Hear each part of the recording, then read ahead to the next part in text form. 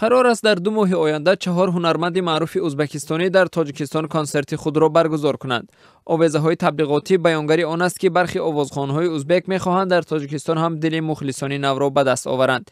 شروع از نیمه ماه آگوست تا سپتامبر قرار است 4 آوازخوان ازبک، اولوغبک رحمت‌اللهیف، زیاده قابله و زلاله موسی‌وا معروف با نام شهزاده و گروه باجلر در دوشنبه کنسرت برگزار کنند. شرکت حسینیان پروداکشن برگزاری کنسرت آوازخوان ازبکستانی شهزاده را در روزهای 17 و 18 آگوست در آمفی‌تئاتر دوشنبه برنامه‌ریزی کرده است.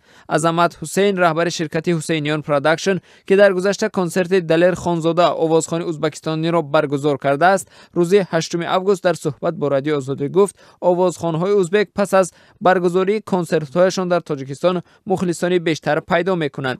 با گفته عظمت برگزاری این گونه کنسرت‌ها معروفیت آنها را در تاجیکستان همسایه بیشتر می‌کند و آنها می‌توانند مستقیم در توی و مراسم‌های مردم هم دعوت شوند.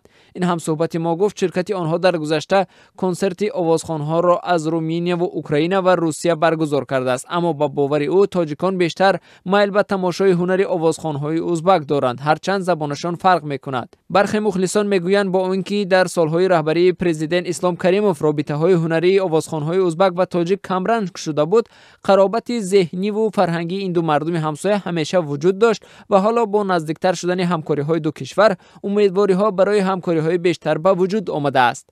ازبک زبان‌ها در تاجیکستان بیشتر از 15% اهالی و یا 1,200,000 نفر را تشکیل می‌دهند. نورعلی یک ساکن ازبک زبان شهر ترسونزاده که از حالا چیپته کنسرت شاهزاده را خریداری کرده است، برگزاری چنین چرابینی‌ها و دعوت آوازخوان‌ها را اقدامی خوب و از عامل‌های به هم نزدیک کردن مردم این دو کشور می‌داند. وی گفت با آنکه ترانه‌های آوازخوان‌های ازبکستانی را از تلویزیون و اینترنت گوش می‌کرد، حالا اکنون فرصتی به طور زنده دیدن آنها را هم پیدا کرده است. راه آوازخوان‌های ازبک بعد برگزاری روزهای فرهنگی ازبکستان در تاجیکستان در ماه می امسال باز شد.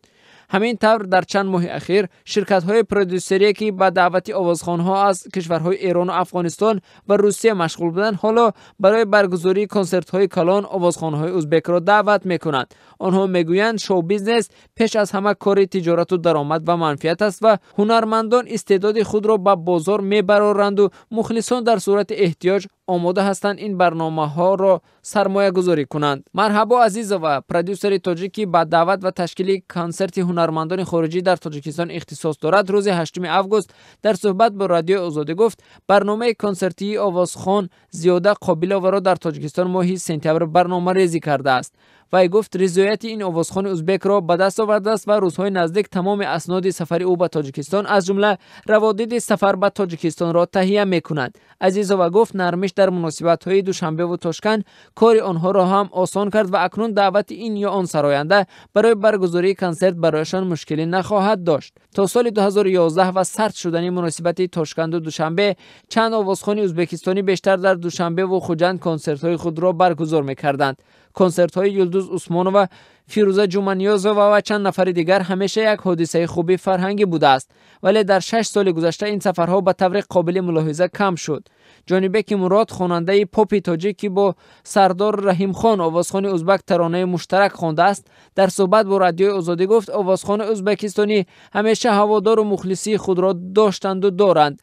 از این خاطر همیشه هنگامی برگزاری کنسرت ها آنها در تاجیکستان تالارهای پر از تماشابین می شود. با گفته جانبک مراد آوازخوان های ازبک دستگیری همدیگر هستند و از این خاطر در تمام کشورهای آسیای مرکزی خود را معرفی کرده می توانند و در بازار شو بیزنس فراتر از منطقه هم راهشان را یافتند. ترانه‌های ازبکی به راحت در آذربایجان و مناطق قفقاز شمالی در برخی از کشورهای اروپایی نظیر بلغارستان هم توسط رادیو و تلویزیون و هم شبکه‌های اجتماعی خریدار پیدا کردند.